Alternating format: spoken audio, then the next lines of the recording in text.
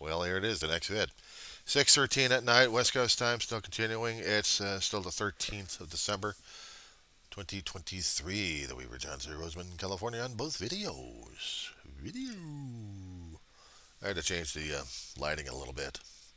I didn't want the flashing because I didn't want the epilepsy happening for with people left and right. So, a cool blue. Papacy. When I saw that on the CNN website concerning about conservatives going after the papacy, uh, the Vatican's already got their own conservatives in there that they want things a certain set pattern. And when you get an energetic uh, cardinal who sees things differently, who wants to be a little bit more in the spirit of what things should be or what they view it to be, it pisses off, it upsets the conservatives a great deal during that they're saying, no, no, no, this has to be absolute because it has to be. Why? Because we need it to be. Don't you dare ask me that question again. Why not? How dare you? God would not allow that. God likes all inquiries. Thank you very much. Including when he knows the intent of the inquiries in the first place. But humans, unfortunately, have to be absolute, don't we? We need things etched in stone or etched in black and white. But don't you see the black and white? I saw the black and white. Well, don't you get it? I understand that your conniption fit. Ah! Conniption fit over this one. There are things that the Bible doesn't appreciate and other things that the pontiff wants to have going for other people that seem to be alienated left and right. People just are having issues concerning about the LGBTQ community, divorces, people getting married a second time. They don't want to be recognized in the church. They have to be recognized somewhere else because it's against what God has deemed. You're supposed to be with the man and woman for all eternity.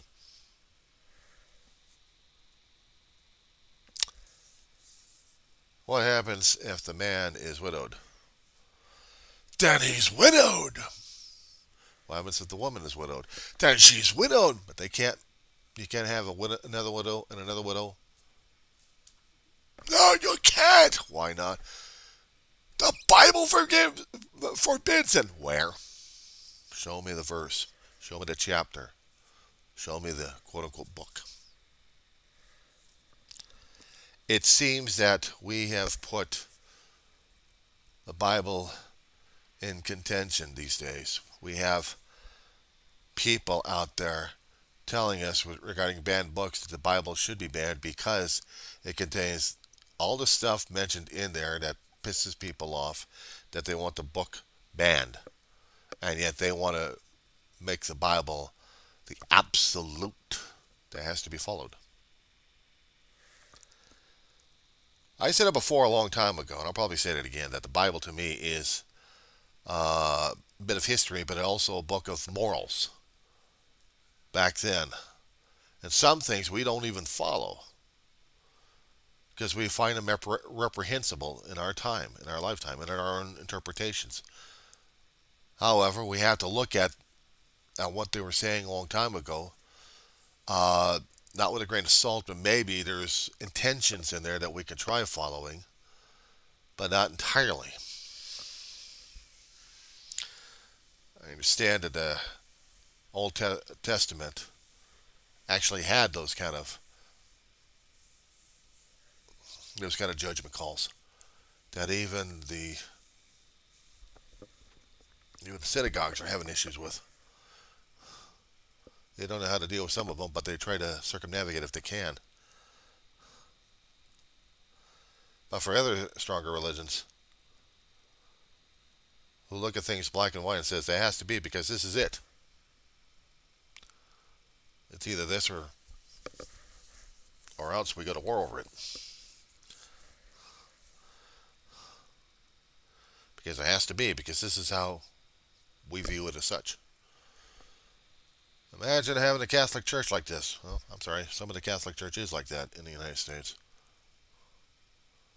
There cannot be these things. It has to be because we say so. No, because the Bible says this. No, because you say so. How dare you? I dare. You're an infidel. You are a heathen. You are. I'm a Methodist. Deal with it. But even in the Methodist Church, I discovered throughout the decades that shifting policies around, shifting viewpoints to I don't even recognize what my own upbringing is supposed to be. But I'll keep the values that I was taught a long time ago. I had progressive, I had liberal, but I also had decent ministers out there who looked at things a lot differently. But back then we didn't challenge it because we didn't have those kind of issues popping up. Now, these days we do. They try to make them political, but they're more than that. They're humanity. And I kept trying to ask myself on this one. If we did have the behavioral, if they call it a behavioral defect at this point, I've come across that one a few times. If we did have this behavioral defect, is it part of God's plan or not?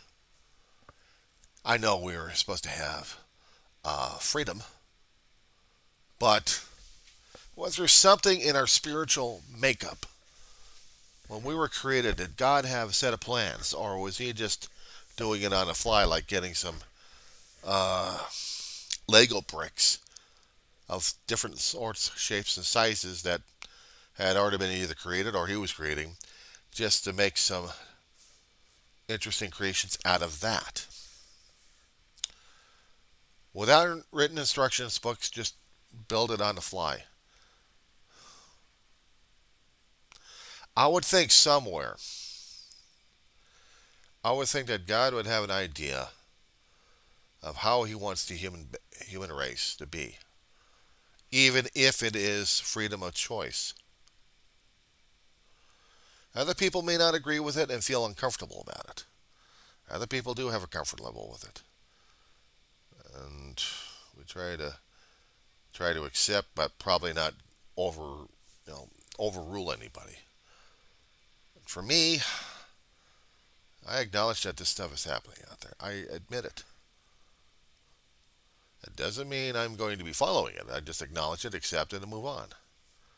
They want to be, let them be. If it happens around me, then it happens around me. But do I have the right to skull thump people? Or Bible thump? Telling people you will obey or otherwise.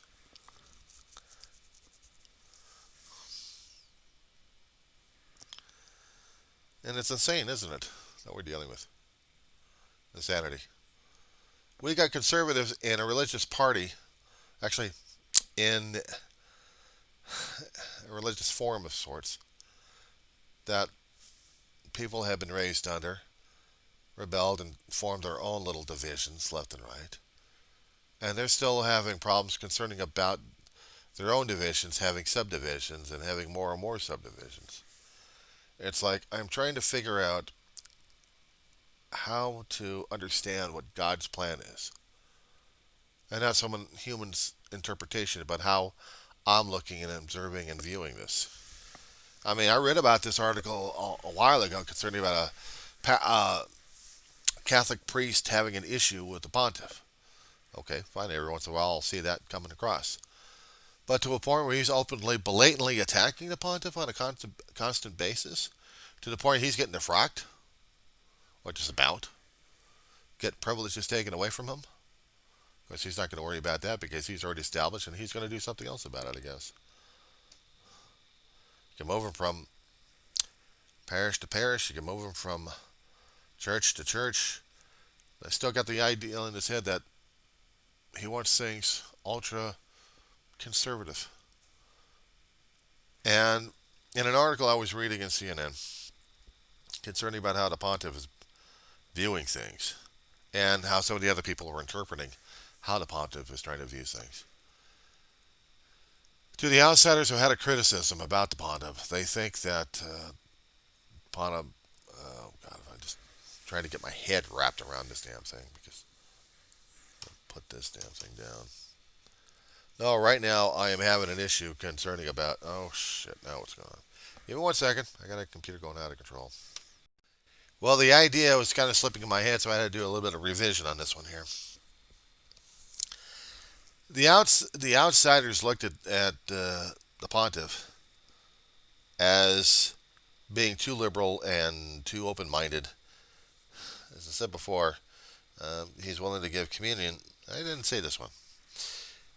Uh, he's willing to give communion to the divorced, remarried Catholics, and welcomes the LGBTQ focus on the people, focusing on the immigrants, actually on migrants, and climate crisis. The others just want him to be giving a religious slapdown, basically. I never quite get it. Even my own, as I said before, even my own Methodist church, the politics happening in there, they have a problem concerning about some of the communities as well that I mentioned. But they wanted to be willing and open and having issues over this damn thing.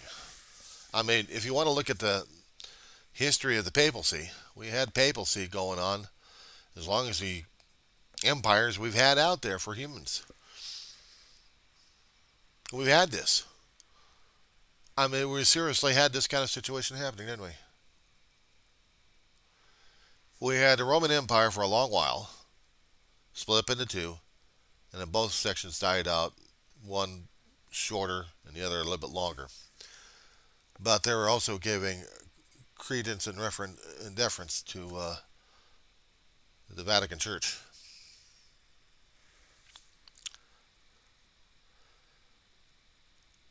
As much as spirituality they offered, they tried to offer as much as they could, but they also said they wanted to conquer the world. In effect, of trying to change people's opinions and minds by converting. And went over like a lead fart in a whirlwind. I am.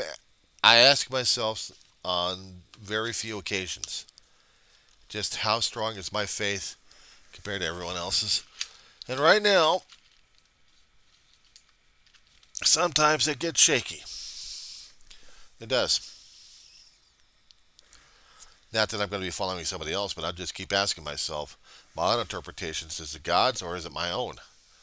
Is it my own limited understanding as a human being because I can't understand the infinite? Or beyond it? Or beyond the physical realm that we've got? It's quite daunting seeing the planet as it is.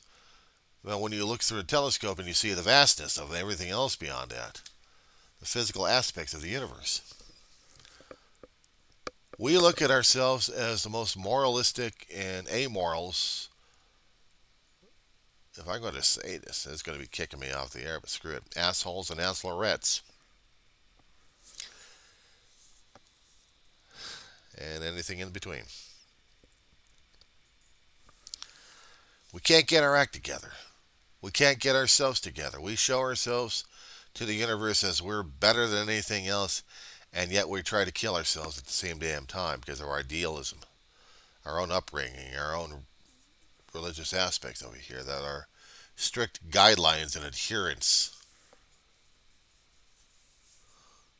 has to be overweighed by someone else's interpretation of how we can be a little bit more open-minded instead of being closed-minded.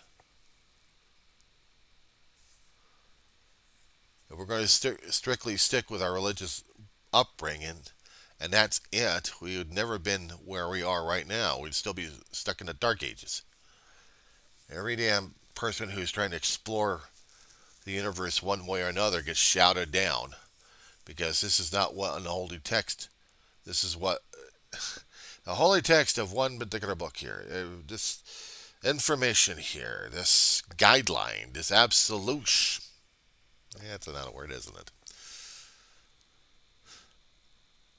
Etched in stone. Well, problem is with stone, if you understand meteorology and geology, stone's weather, break down,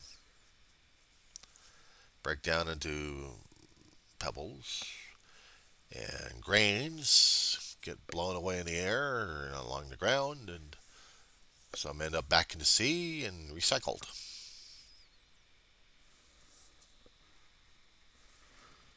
It's the nature of science. Prove us wrong.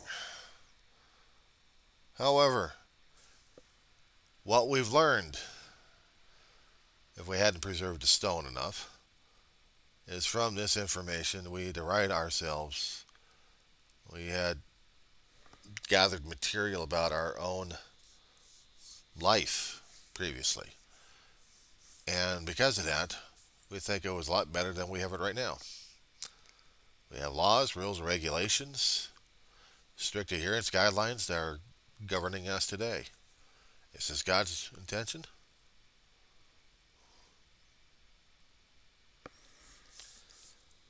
I don't knock against what God has. What He's trying to tell us, what He's trying to do for us. What He's trying to let us discover on our own. And if we can't understand that, then I guess we really are screwed. But I'm not holding to strict adherence either. I have to be open and broad-minded because I look at what is around. I look at what has been created. And I wonder and I ask, and I have to ask. I have to ask myself and beyond, is this everything that we see? Can we understand it? Can we go out there and touch it eventually? Or are we just here just to be content that it's up there and that's about it? Sorry, I can't deal with that.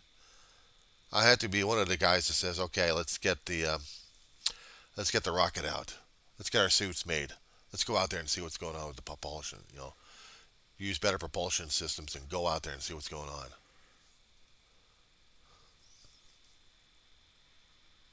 I have to be that way. But I am not in a position of saying to others that my religious views, my political views, has to over trump. I use that damn word, but I have to use it. It has to be over yours because I say so. I can't deal with that. They call me liberal. They call me libtard. I own it. I am liberal. I'm a libtard. Don't like it? I'm into wokeism. I'd be a conservative's nightmare. Try to understand their particular point of view that they want to be frozen and stuck in time. The problem is, you can't do that. It just doesn't work that way. We have to keep moving forward. But the problem is, we also have our own little internal baggages that we have that keeps us from moving forward sometimes. So I'm also hypocritical. I'd be considered a liar and a thief and a cheating con man. Lie to myself, lie to the universe. Cheat others and cheat things left and right in the universe. I have to con people into thinking my way by giving them stuff. So I'd be considered amoralistic, and according to our own judgments and our own rules and regulations and our own religious upbringings, I'm a bad person. I'm marked for sin, and I'm in trouble. I'm going to hell. Problem is, we keep bringing and recreating hell on our own planet. Our own version of hell is everything else that we imagine and fear, and everything coming to haunt us to give us more pain, multiplied many times. But we laugh about it, we joke about it, we think we're doing okay about it. Then other things happen to compound the experience. We can't keep our laws together. We can't keep our faith together. We're trying to push every other kind of agenda down people's throats, and no wonder we're having division and derision at this point. We can't just see the gray area and try to see if there's any room for maneuvering. We're so damn solidified, it's not even funny. So if we have the aliens coming down, or actually the visitors from outer space coming down, Boy, they're going to be having an issue with this.